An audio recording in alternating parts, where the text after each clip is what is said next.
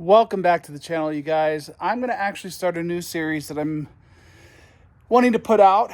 Kind of thinking about, other than just making regular videos, if I was to actually make content versus just recording day-to-day life. Is there anything that I'd actually want to put out, or what would I like to contribute to the off-road community? And there may be some out there, but one of the things that I thought would have been most helpful for me when I first started wheeling was just like basic 101 off-roading, how to go ahead and do certain things. Some of the stuff as a guy, it gets a little bit embarrassing to have to ask when you're first getting started, like airing down. How in the world do I switch to four-wheel drive? What's a locker, right? Like using sway bar end links, recovery equipment, that kind of stuff. Just some of the basics. And so I'm going to start off with the first one. I just picked up a new jack, so I'm going to cover off-road jacks today and kind of talk about the difference of what's available. Not an extensive one. I don't have every kind of jack, but pretty much most of the common type of stuff you're going to see out on the trail as of 2025, end of 2025. Talk about the positive and negatives and a little bit of comparison, and just kind of get a feel as to kind of what might work for you guys. This is probably the most recognized off-road jack. This would be considered one of the things that would be loved and hated, your high lift. Now, I have my handle that comes on and off on this thing. These things are usually bolted in or pinned in so that it can't come out, which I undid mine because I was doing something with it anyways. But these are loved and hated because of how versatile they are, and then also hated because of how dangerous they can be. So this is one of the jacks that I own. This isn't one that I carry on my rig anymore, but it's definitely one I'll go ahead and kind of take a look at and share a little bit about. This little guy is actually what I currently carry. Now, I just swapped this out for a newer one because this one was leaking a little bit and I lost part of one of the handles, but I've used a 12-ton bottle jack for some time. There's a couple times I wish I would have had like a high lift, but for a few times that I've had to do it, this has actually been my go-to. One of the huge reasons is space, and then ease of pulling it out. Now, another type of jack that you're gonna see kind of floating around, this is the poor man's version, which it isn't actually very cheap, is these off-road jacks. I forget what the main brand name one is that you can buy for like 500 bucks or 600 bucks like this. But this is the 3-ton one. It has a really tall reach. I bought this one because I wanted something that I could lift my Jeep up off the ground with without having to stack a bunch of stuff. Well, then I went to 42s. So when I was on 40s, I could get it up in the air where just the tire was barely not reaching. And this one, maybe if I let down the other side, it would lift this up. But if I put a 2x4 on top, I'm pretty sure I can get that to clear. But that's the situation right there. This is the newest edition that I have. Now, it's same, but it's half the size as the one I just showed you. And this one can get you quite a bit of height on there. Half the lifting capacity, but I'm not really lifting much but a corner anyways. But it's smaller, more compact, and lighter. But I'll go ahead and compare the differences and show you what we got here as far as we go. Now, I'm about to go ahead and rotate my tires previous to going to Trail Hero. So I figured might as well show off the jacks while I'm doing this. Okay, so let's go ahead and take a quick look at the high lift here. And I'm going to go ahead and pull it out. Now, as you can see from my one jack, I can't get this tire off the ground by using the frame. Now, most of the time, the reason why I can get away with a bottle jack is because I go under the axle too. But one of the benefits of using one of these high lifts is the fact that you have a lot more lifting capability. Let's see if I have a good spot to key it in on. It's all messed up. And you're able to go ahead and crank it up. You put the pole in here, and then once you start getting pressure on it, you can start lifting. Now, the thing that people don't like about this is the big handle leverage on this baby to go ahead and start lifting.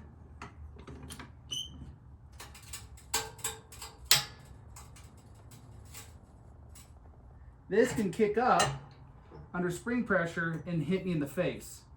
And then the other thing is, because it's got such a narrow foot on the bottom, it's probably like 4 inches wide by 6, that it can go ahead and tip over if any of the body weight rocks. And then the other thing that kind of sucks about it is that more often than not, even if you keep it clean, the mechanism that, come on, you use to lower it or raise it, for that matter of fact, gets stuck. And then if you end up bumping it in a dangerous situation, there we go. Now it's going down a little bit, at least it did once. So see, I haven't even used this and we're already having problems. So one of the things that Rory Irish will say is if you carry one of these, carry a WD-40. And it's these pins that have to rotate. So if you've never used one of these, you lift this handle and that's up. You push it down and that's down. So as you crank this, it'll go one at a time, one pin notch up and down. But if it's not working well and you're going down and you hit this, it'll drop all the floors down. So this is heavy, takes up like 4 feet, but it is very versatile. But it's also kind of cumbersome if you're a tall rig or, you know, your buddy uses. It's kind of annoying to maybe, so I've seen people mount them up on their hoods up there, and then you're gonna scratch the crap out of your rig. I used to have mine mounted in the back on like my roll cage or spare tire carrier, and it was more cumbersome, and I haven't had to use a jack all too often. So that's your high lift. You can buy them used, whatever, just you're gonna have to keep that oiled in order to get it work well. It will give you more height. So the difference here is I could lift this Jeep into the air with this where I can't with this one, or even the one on the other side that's the 3 ton. So that's one of the huge benefits when going into this kind of jack is really, you can go as high as you want. You can use it for going ahead and like pushing away or pulling towards something, you know, so, but you got to get tricky with it. Now this is my current setup, which you have this thing you can unscrew to extend the height of it and grab it, and give yourself another good 4 inches or so. And, you know, it's pretty simple on this. Like I just go ahead and when I'm getting it going, I'll just go ahead and do this by hand without the stick for a minute and get it up in there. This isn't too bad, and even lifting it, it's not all that bad. Well, that's hilarious. So I've maxed out this thing and I don't have a tire in the air. So I'm gonna have to take a look and test my other one and see if that'll even work to change my tire. The reason why some people don't like these is because they don't lift as high. And then also something can slide off the tip of this pretty easily on here, which is kind of sketch as far as that goes. So you can always make a cradle that slips on here, a piece of metal, weld something up. That'll sit on there and put on the tube, which would obviously give me more height. But that's actually kind of funny and interesting to realize that, well, this jack is too short now with the size difference. So I'm gonna need something that goes at least a couple inches taller. This one, just so you're aware, goes to 18 and an 1/8, it says, as far as total height. I am running a 6-inch lift with 42-inch tires. The lift doesn't matter so much because it's the tires that'll change the height of your axle tube. But that's hilarious. So advantages to me, that I love the fact that this is super compact. I would rather put a 2x4 on the end of this thing and push this up than I would carry around something bigger on here. So maybe I'll go ahead and see if I can do that right now. But the other thing that's a little bit annoying about bottle jacks oftentimes is you can let them down, and without pressure, this won't lower back down. So it's kind of a little bit of a safety hazard half the time to go ahead and get them to come down. See, so I have to push it down once I loosened it up. Then you can go ahead and tighten up the bottom pin right here again. Just turn it clockwise to tighten it up. But Let's go ahead and see if I can get a 2x4 or something under here to get me the rest of the way up. I might just have to carry around a piece of 2x4. All right, see this one, you can kind of hear it squealing if I'm quiet. So it's one of the reasons why I got a new one, but we are clear underneath now. I can go ahead and change this, but a little bit of movie magic, I could go ahead and put it under here, which is a skid that I have for the shock without having to do that. And in the front, I'd actually put it under the lower control arm, or you can put it on the bottom of a pumpkin to go and get it done. So, but I can carry around a little piece of something or make some kind of shoe to go ahead and make sure before I go that we're good. Let's go and get this tire off and start getting them rotated. Okay, we got the tire swapped over. Now, one of the negatives that I would also say for this is that I have to lay on the ground to use this. You have to lay on whatever dirt you're dealing with to get under here, but it's certainly worth it to me for the couple times you have to do it. You can carry a blanket with you or a tarp like I used to do, or you just do like I do now and just lay down in the dirt. All right, here goes the off-road jack from Harbor Freight. Okay, tires off the ground that quick. I didn't have to lay down. This moves with it, so as it rotates one with the other, it doesn't become unstable. Now, the thing that I don't love, one, it's big and heavy. Two, you can't do this with an off-road jack, but you see how these tires don't have any swivel points? So when you're dragging it around the garage, same thing happens with this one. You can't just rotate and pivot. You gotta kind of like, when it's heavier, you can't do that. Or you have to lean it to a side and kind of pull it around and manhandle this thing. Whereas with a regular floor jack, the back wheels pivot, and so it's super easy. But these wheels will stop almost on like any little pebble. If you have like this electrical cord, it can go over some, but then it sticks. And so you have to like, they're just a little bit more of a headache. They're way better for the garage though. But this style off-road jack's nice because this part right here bolts on and off. It can get contained right in here. You have your own Allen key, which tightens down those. So you can adjust how tall or how high. So this goes way higher. It goes higher than that floor jack with the swivel wheels, which is one of the reasons why I like having this thing around, and I like having two.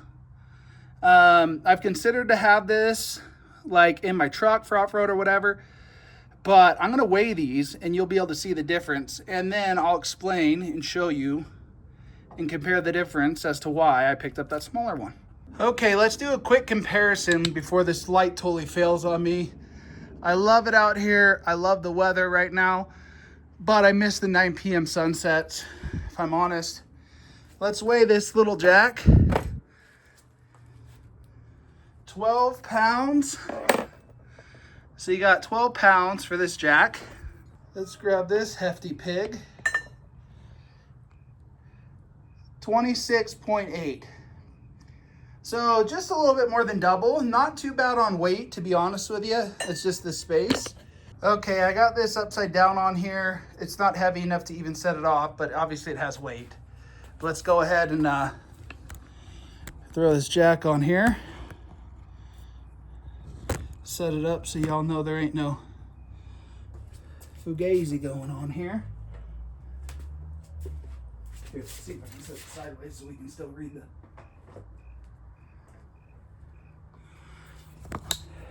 Okay, that is 50.8 pounds. So this is double the weight of that one.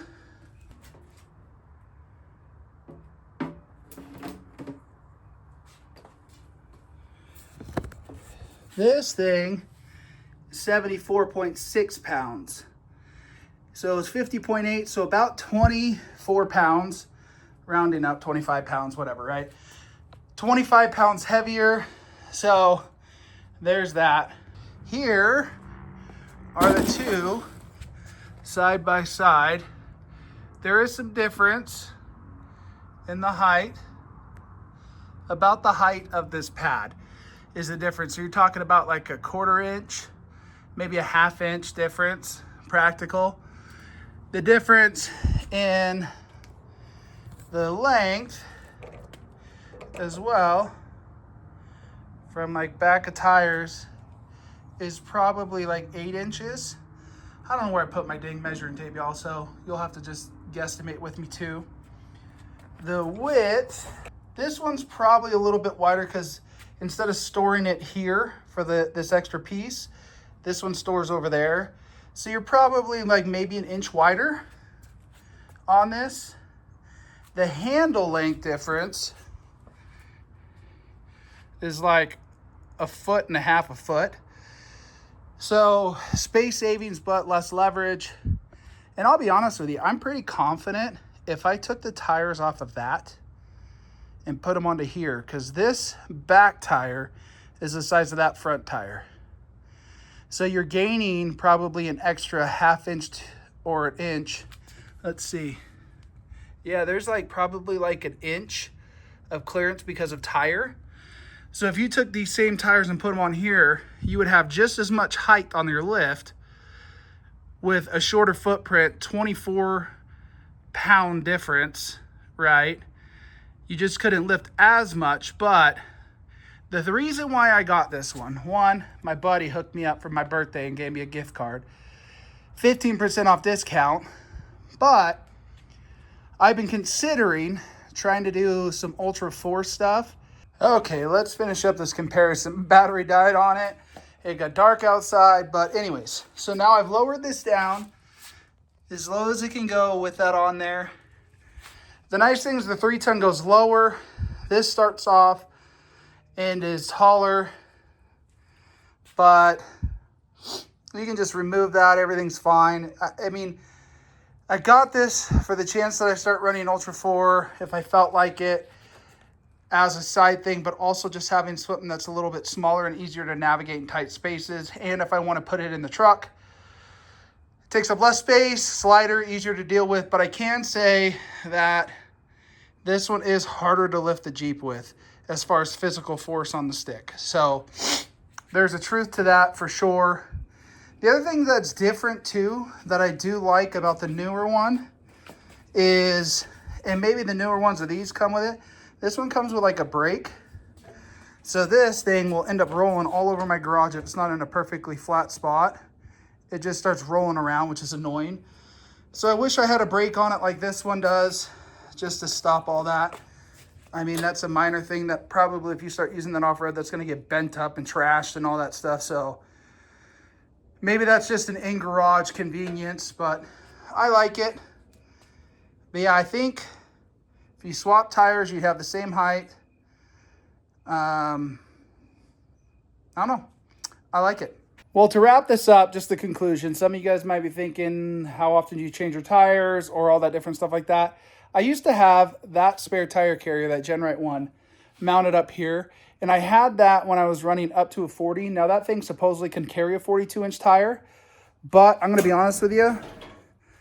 Putting a 40-inch tire up and down on that thing took everything I had when I was doing that, right? So let's go ahead and take a quick look and see how heavy a 42-inch tire is, because I no longer carry a spare with me. A lot of people, when you start getting big enough tires, will start carrying something like a glue tread, or they'll carry some kind of patches, or they'll have a spare tire back at your truck or trailer, whatever, depending on where you're wheeling. It even got too heavy for Nick last time we did Ford Ice and Rubicon, that he left his spare tire at home, and I was running 40s at the time. So I had my spare tire on the back of my Jeep. So glue tread for the win for me, just to get out of somewhere that I'm doing that. But let's take a look at how heavy this is. Ooh. 148.4 pounds. I'm supporting a little bit of it so it doesn't just like roll off, but 148.4 pounds. And so lifting this up and down for me is unrealistic. I used to go ahead and take this and just hoist it up on my tire carrier, up on the Jeep, by having had a skid plate on that, and I'd hoist it up there. But this has gotten too unrealistic for me to go ahead and take up and down. And that's an extra 150 pounds I probably have that in the back of my Jeep right now, just in like fluids, different stuff like that. If you're carrying a cooler, what have you. So this is not something that I keep on the Jeep with me probably 9 times out of 10, if not 10 times out of 10 anymore. So there are other options similar to that high lift, like ARB, a few other ones make it. I helped Holly push out one of her on her skid plate for her gas pan, the skid for the gas can, not can. I don't even know what they're called anymore right now. Anyways, so the fuel cell that she has. So there's other ones that are a little bit more safe than like the high lift or fancier, more expensive. I still rock the bottle jack. Let me know what you guys think. What, if you are new to it, what one are you planning? Are you just going to use the regular old scissor one that you have because it's still big enough? But what are you guys carrying around to go ahead and swap tires if you have to? And how many of you don't even really bother and just kind of go with the patch or the sidewall repair, whatever you have to in most cases? We'll see you guys out on the trails.